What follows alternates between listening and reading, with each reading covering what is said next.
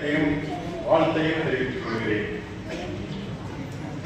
இன்று நடைபெறுகிற இந்த நிகழ்ச்சி கடந்த 10 ஆண்டுகளாக முஸ்லிம் மாணவர் அமைப்பின் சார்பாக சிறந்த மாணவர்களுக்கு பரிசளிப்பேன் என்ற ஒரு நிகழ்வு தொடர்ந்து நடந்து கொண்டிருக்கிறது.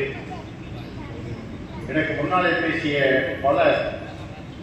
பல்வேறு கருத்துக்களை உங்கள் முன்னாலே வைத்திருக்கின்றார்கள்.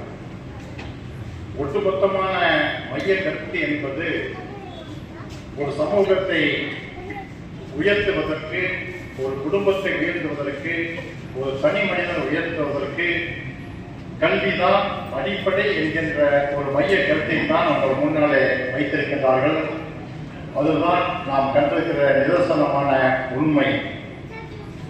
தமிழ்நாட்டிலே கல்வி என்று சொன்னால் தலைவர் காமராஜருடைய பெயர் அனைவருக்கும் நினைவுக்கு வரும்.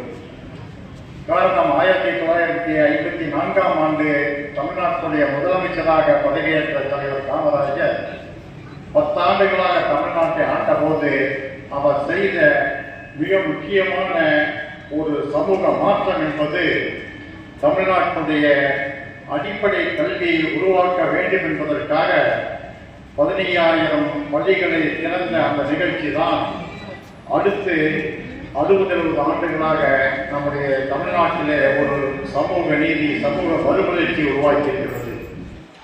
அந்த மகத்தான மனிதனுடைய பிறந்த தினங்களாக ஜூலை 15ஆம் தேதி தமிழ்நாடு அரசு கல்வி விழாவாக அறிவித்து நடத்திக் கொண்டிருப்பதை நீங்கள் அனைவரும் அறிவீர்கள்.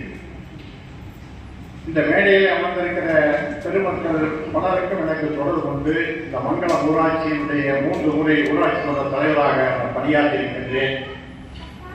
1986ஆம் ஆண்டு பெருமதிப்பிற்குரிய முகமது முபாரக் அண்ணன் அவர்களும், அதற்கு அடுத்து 1996ஆம் ஆண்டு நான் ஊராட்சி தலைவராக இருந்தபோது என்னுடைய நெஞ்சத்தில் இருக்கிற அருமை என்ற அக்பர் அலி அவர்களும், 2001ஆம் ஆண்டு நான் ஊராட்சி மன்ற தலைவராக பணியாற்றிய போது என்னோடு பணியாற்றிய முகமது சங்கரி அவர்களும், என்னோடு ஊராட்சி மன்ற உறுப்பினர்களாக பணியாற்றிய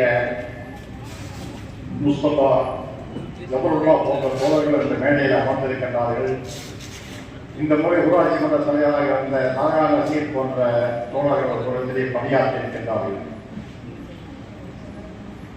கல்வியினுடைய முக்கியத்துவத்தை அனைவரும் முன்வைத்திருக்கின்றார்கள். என்னை பொறுத்தவரை இந்த சமூகத்தினுடைய ஒரே ஒரு செய்தியை உங்கள் முன்னாலே சொல்லி வெளிவர கடமைப்பட்டிருக்கின்றேன். நாம் மங்களம் என்கின்ற ஊரிலே ஒரு சமுதாய கூடத்திலே அமர்ந்து நாம் இந்த கூட்டத்தை நீங்கள் கேட்டுக்கொண்டிருக்கிறீர்கள். நான் பேசிக் கொண்டிருக்கிறேன். இந்தியாவுடைய மண்டலத்தை போல 6 லட்சம் சிறு கிராமங்கள் இருந்து கொண்டிருக்கின்றன. இந்தியாவுடைய மக்கள் தொகை உங்களுக்கு தெரியும், 140 கோடிக்கு மேலாக இருக்கிற ஒரு மிகப்பெரிய மக்கள் தொகை கொண்ட நாடு நம்முடைய தேசம்.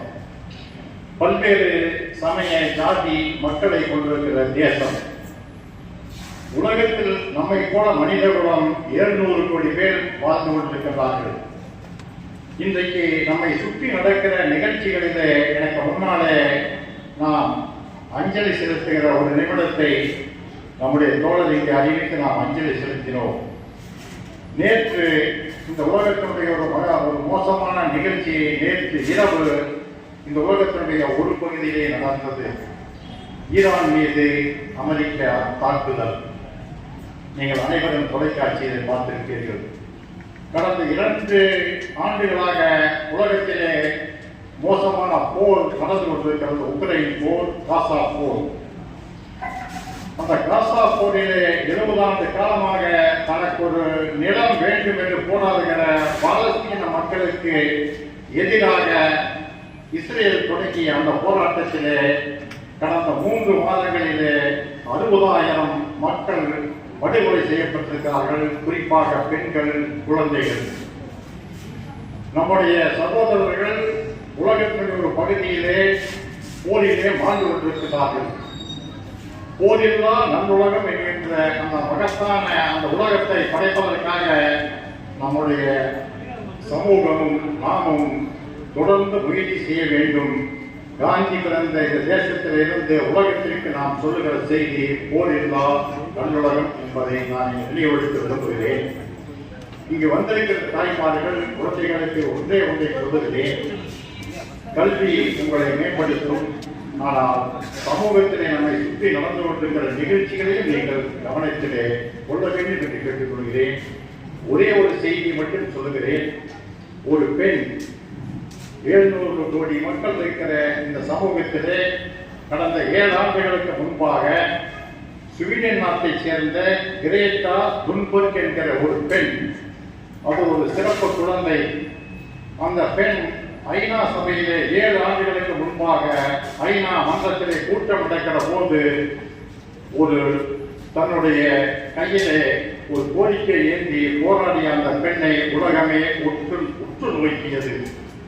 அந்த பெண் சொன்ன ஒரே ஒரு கோரிக்கை, உலகத்தினுடைய பொருளாதாரத்தை பற்றி கூடி பேசுகிற நீங்கள் இந்த உலகத்திலே நடக்கிற நிகழ்ச்சிகளை பற்றி நீங்கள் பேசுகிறீர்களா, ஏன் பேசவில்லை, பேச வேண்டும் என்கின்ற ஒரு கோரிக்கையை வைத்தார்கள். இந்த